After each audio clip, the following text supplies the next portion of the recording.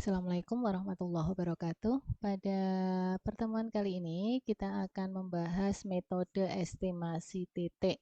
Pada pertemuan sebelumnya kita sudah membahas beberapa sifat estimator, yaitu ada estimator tak bias, ada estimator lebih efisien, dan ada estimator efisien, yaitu estimator yang memenuhi UMFU ya, estimator tak bias yang memiliki variansi minimum.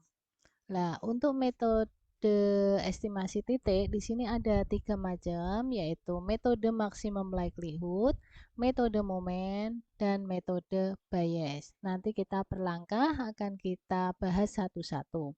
Pada sesi ini kita akan membahas nanti metode maximum likelihood. Nah, metode maximum likelihood itu langkah-langkahnya. Yang pertama, kita tentukan fungsi densitas bersamanya. Jadi fungsi densitas bersama itu kita notasikan ini. Jadi kita ketahui bahwa di sini ada n variabel random. Jadi X1, X2, Xn itu adalah variabel random yang saling independen tapi memiliki densitas sama. Biasanya ada IID, Independent Identic Density gitu ya. Jadi variabel random yang memiliki densitas sama dan saling independen. Nah, fungsi peluang bersama, kalau dulu di teori peluang itu kita hanya membahas X dan Y, dua variabel random. F, X, Y kan fungsi peluang gabungan antara X dan Y. Lah, di sini kita ada N variabel. Sehingga notasinya Fx1, X2, sampai Xn, theta. Theta ini adalah parameternya.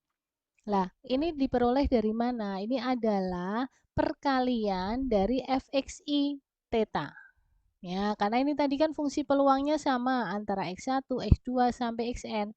Sehingga di sini bisa kita peroleh Fx1 theta kali Fx2 theta sampai Fxn theta. Nah, setelah kita peroleh fungsi densitas bersama ini, nanti fungsi densitas bersama ini kita anggap sebagai fungsi theta, sehingga kita notasikan dengan L theta. Yang ini nanti kita sebut sebagai fungsi likelihood. Nah, tujuan dari metode maximum likelihood ini sebenarnya adalah menentukan nilai theta yang memaksimumkan fungsi likelihood. Cuman masalahnya fungsi likelihood itu bentuknya rumit sehingga tidak mudah untuk menurunkan kemudian kita cari faktor pembuat nolnya. Maka kita minta bantuan dengan ditransformasi ke logaritma. Jadi, kenapa kalau logaritma? Karena ini tidak mengubah sifat fungsinya ya. Kalau fungsi likelihood fungsi naik, kita lenkan juga masih merupakan fungsi naik. Atau begitu juga sebaliknya.